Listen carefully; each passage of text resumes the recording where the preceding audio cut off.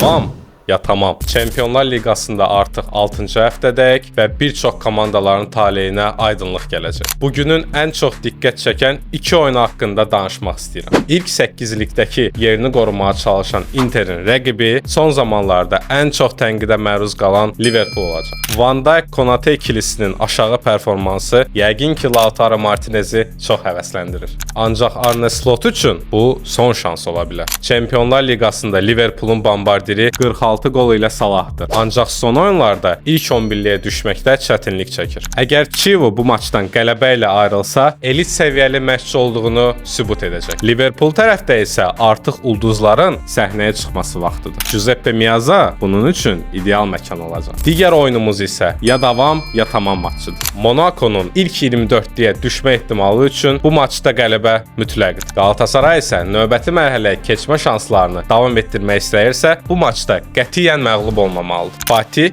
Kerr və əlbəttə ki, illər sonra yaşıl meydançalara dönən Pogba'nın performansı çox maraqlı olacaq. Buna baxmayaraq, qarşı tərəfdən Osimhen, Lemina və cinah müdafiəçilərin bilinməz vəziyyəti cimbomluları narahat edən məsələlərdəndir. Hər iki komanda üçün bu arenada davam etmək çox önəmlidir və o yol bu maçdakı nəticədən asılı olacaq. Bəs səncə bu qarşı durmaların nəticələri necə olacaq?